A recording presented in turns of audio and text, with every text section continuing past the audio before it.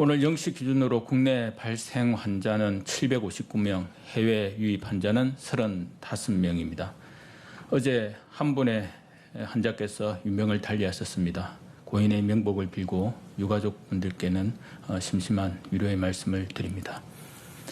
국민 여러분, 최근 수도권을 중심으로 환자 발생이 증가하고 있습니다. 어제 수도권의 국내 환자 발생 수는 631명으로 전국 국내 발생 환자 수의 83.1%에 해당합니다.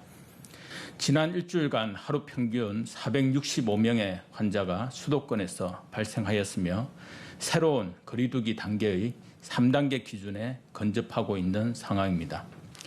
수도권의 대학교, 직장, 음식점 등 일상의 모든 공간에서 감염이 확산되고 있습니다.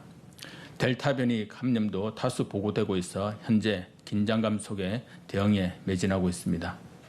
최근 예방접종의 효과로 코로나19 고위험 집단인 60대 이상 감염은 줄어들고 있으며 그 비율은 전체 환자의 10% 이하 수준에서 유지되고 있습니다.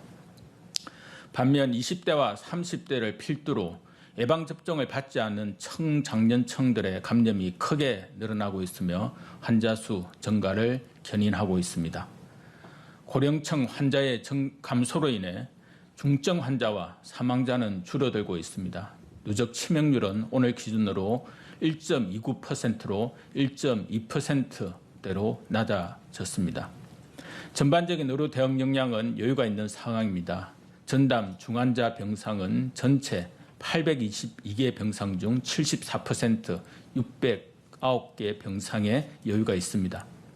수도권은 전체 509개 병상 중 67%, 343개의 병상 여유가 있습니다. 중등도 경증 환자들을 위한 병상도 15,000병상 중 9,000여 병상, 약 61%의 여유가 있습니다. 수도권은 8,000여 병상 중 5,000여 병상, 59%의 여유가 있는 상황입니다.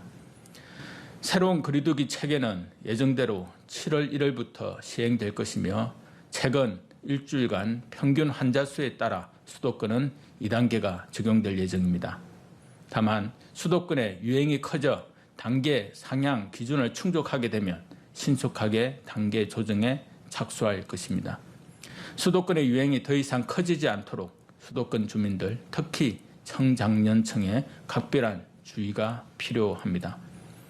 수도권의 감염 위험이 커지고 있는 만큼 식사, 음주 모임을 자제해 주시고 밀폐된 실내에서 다수가 모이는 공간에 대해서는 주의해 주시기 바랍니다. 언제 어디서나 마스크 착용, 손 씻기 등 기본 방역 수칙을 지켜주시고 실내 환기에도 주의를 기울여 주시기를 거듭 부탁드립니다. 어제 중대본에서는 수도권의 방역을 강화하기 위한 방안을 발표한 바 있습니다. 이에 따라 찾아가는 선별진료소 설치 등 각 지자체별로 선제검사와 선별검사를 강화하는 한편 젊은층이 주로 이용하는 다중이용시설에 대한 점검을 강화할 계획입니다.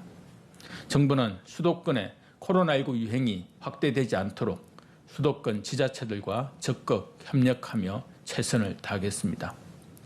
정부는 지난 6월 23일부터 25일까지 전국 성인 1,000명을 대상으로 방역 정책에 대한 국민 인식을 조사했습니다. 조사 결과에 따르면 아직 접종을 받지 않은 분들의 예방접종 의향은 77.3%로 한 달 전에 비해 8.1%포인트 상승하였습니다. 접종을 받으신 분들이 주변에 접종을 추천하겠다고 응답한 비율은 95.6%로 10.4%포인트 상승하였습니다. 코로나19 예방을 위해 접종에 참여해 주신 국민 여러분께 다시 한번 깊이 감사드립니다. 거리두기 개편안 적용에 따른 사적 모임 제한 인원 확대는 응답자의 58.2%가 동의하였습니다. 다만 인원 제한의 단계적인 완화를 위한 이행 단계가 필요하다는 응답은 80.8%였고 기간은 2주가 가장 적절하다는 응답이 많았습니다. 사적 모임 제한이 완화되더라도 바로 모임을 재개하겠다는 응답은 많지 않았습니다. 제한 완화 후 모임을 바로 재개한다는 응답은 11%, 2주간 이행기간 이후에 재개하겠다는 응답은 39.9%, 아직 재개하기에 이르다는 응답은 42.2%였습니다. 많은 국민들께서 방역수칙 완화에 동의하고 있지만 유행 상황을 고려하여 각종 사적 모임을 스스로 자제하고 계신 것으로 판단하고 있습니다. 국민 여러분의 높은 시민의식과 방역 관계자분들의 헌신에 다시 한번 감사드립니다. 정부는 정기적인 여론조사를 통해 국민 여러분의 의견을 듣고 이를 최대한 방역 정책에 반영하여 국민과 함께하는 방역이 될 수 있도록 하겠습니다. 오늘 중대본에서는 노인 일자리 사업의 예방접종자 우대 방안을 논의하였습니다. 노인 일자리 사업은 65세 이상 어르신들이 활기차게 노후 생활을 하실 수 있도록 일자리를 지원하는 사업입니다. 건강한 어르신들이 불편한 어르신을 돕는 노노케어, 보육시설의 돌봄 인력 지원 등이 이에 해당합니다. 이들 일자리는 사람 간 직접 대면하는 경우가 많아 코로나19의 위험성이 높은 특성이 있으므로 정부는 접종자에 대한 우대 방안을 마련하여 접종을 독려하고자 합니다. 우선 백신 접종을 한 번이라도 하신 어르신들에게 노인 일자리 선발 시 가산점을 부여하겠습니다. 아울러 백신을 1회 이상 접종하고 2주 이상 경과한 노인 일자리 참여자를 중심으로 야외 활동, 공연 관람 등 문화활동 프로그램 비용을 지원하겠습니다. 이는 접종 독려뿐 아니라 코로나19 장기화로 인한 어르신들의 마음 건강을 고려한 결과입니다. 다만 방역 수칙을 철저히 적용하여 활동 중 음식을 먹는 등 감염 위험이 높은 활동은 엄격히 제한할 것입니다.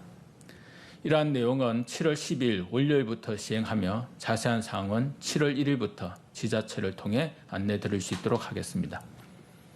국민 여러분, 내일부터 새로운 사회적 거리두기 체계가 시행됩니다.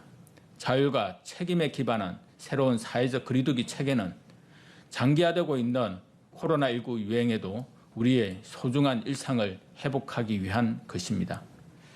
이는 서민층의 경제적 피해와 국민의 피로감을 고려하여 오랜 기간 사회적 논의를 거쳐 마련한 방안으로 고령층 1차 접종이 마무리된 지금의 시점을 택하여 어렵게 전환을 결정한 것입니다.